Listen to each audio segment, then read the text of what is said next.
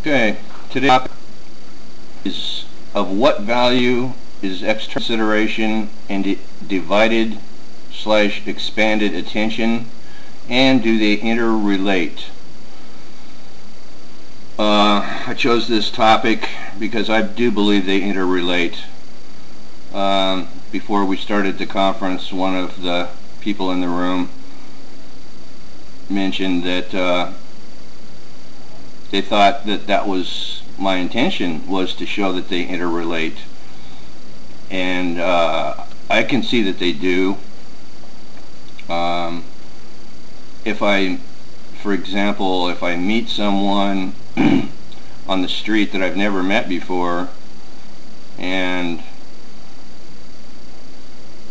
this person is behaving in a certain manner, either with their language or with their body language,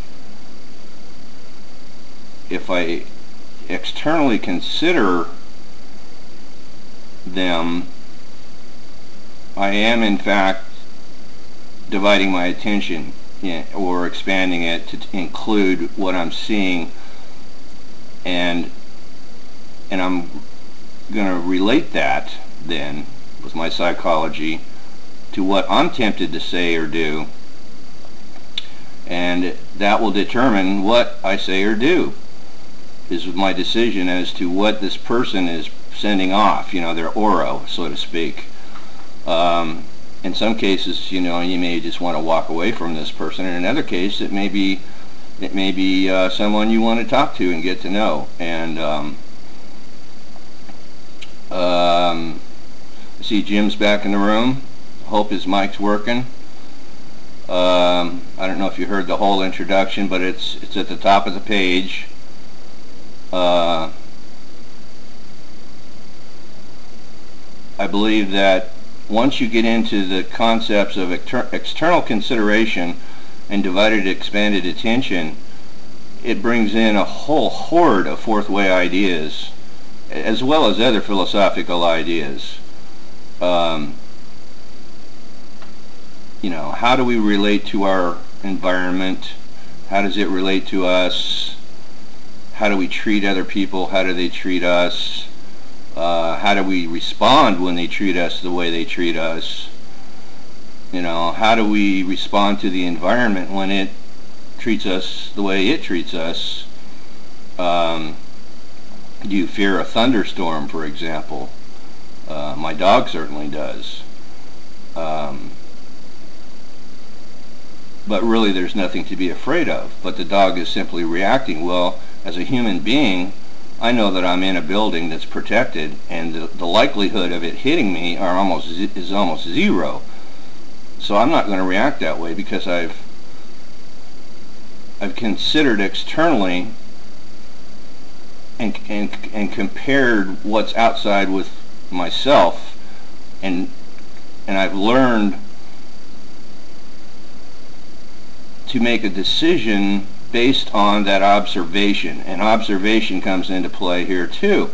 So you can go from this topic into the whole fourth way philosophical realm of self growth. And yeah, welcome, Al. The topic's at the top of the page. I'm going to give up the mic now, and I hope I've at least tweaked your curiosity enough for somebody to carry on from here. Mic's free.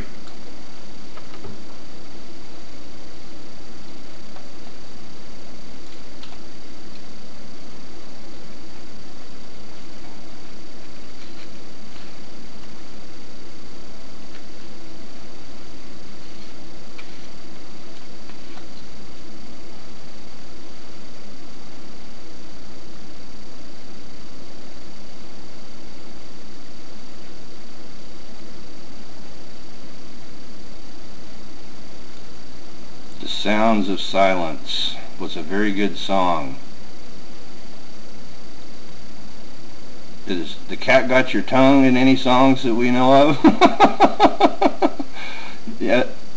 I don't know what the fourth way is. The fourth way is a psychological system for personal growth. Philosophical and psychological system. It's not a religion of any sort. Some of the ideas in the system include divided attention and external consideration.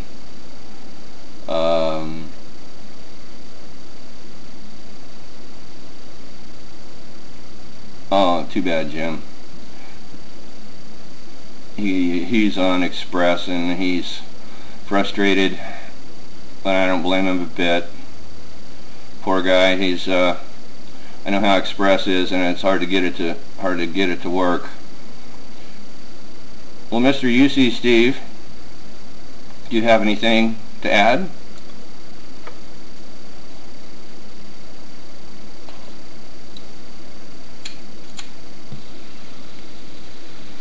Well, the one thing that I do have to add is in relation to divided attention. It's difficult for me to experience divided attention. I can experience attention, but as far as encapsulating different ideas and having them both be perceived at the same time, if I'm making any sense here, I'm trying to say that I don't understand the term divided attention. It's like, can you be aware of more than one thing at one time? You could be aware of everything possible for you to be aware of, which means everything in your immediate environment, all the people that are interacting with you or not interacting with you, but people that you're observing in your immediate presence. You can be aware of your surroundings, your cats, the physical environment. But as far as dividing attention, I've always found that to be somewhat of a problem. And I'd like, it's like, can I look at my right hand and my left hand and divide my attention between the two hands? No, but I can be aware of both hands at the same time. You see the distinction I'm trying to make?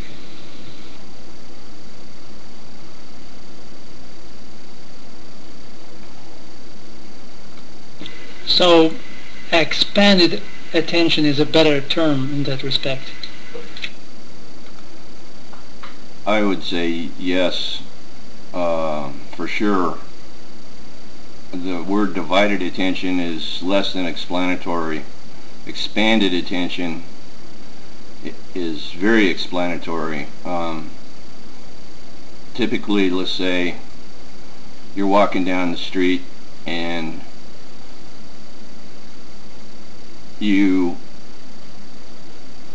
notice a beautiful woman on the other side of the street wearing a very short skirt, and you begin to stare at her, and you are unaware that you just walked into the middle of an intersection with a red light. So it's better to expand your attention and be aware of both the stoplight and the girl.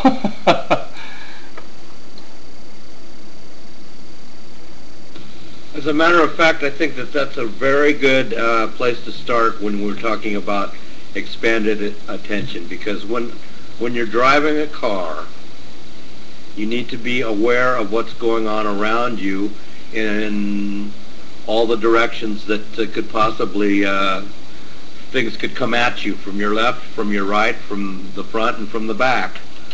So you're continuously shifting your attentions from one area of the road to another. You're looking to your left, you're looking to your right, you're looking in the rearview mirror, you're looking ahead. Your attention is all around you. It's not focused on any one thing, but it shifts as need be from one side of the car to another, and those conditions which dictate that you must pay more attention at any given moment to something that is happening on the left, for instance, you will put more attention to the left. When the situation dictates that you need to put more attention on the right or straight ahead or behind you, then you shift your attention to where it is needed. So in expanding, there's sort of like a global expansion of awareness that occurs if you're driving correctly in a proper defensive manner when you're behind the wheel of a car. And there's also the idea of assigning attention resources to particular situations that occur as things develop. So that if you see, like, for instance, a pedestrian approaching the street near a crosswalk, you look to see whether or not the pedestrian is going to venture into the crosswalk and become possibly, in your way as you drive your car. You assess what's going on in that pedestrian's mind if he's looking both ways before he enters the street, for instance, and that would give you more confidence in the fact that he's aware that you're there. But if he does not look left and right, then you would say, oh, well, then he may not see me. So you would exercise more caution, and your attention would be directed towards him more forcefully. So in expanding our awareness, I think you also have to understand a certain amount of management of awareness in assigning priorities and attention. It's always a sliding scale, as Phil is quick to remind us. The attention that we place on a given thing, definitely a sliding scale. Perfect introduction, because I was just going to say I agree with your logic, and I wanted to give Phil a chance because he's here. I want to hear from Great Britain before I shut off this recorder. You got anything to add, Phil?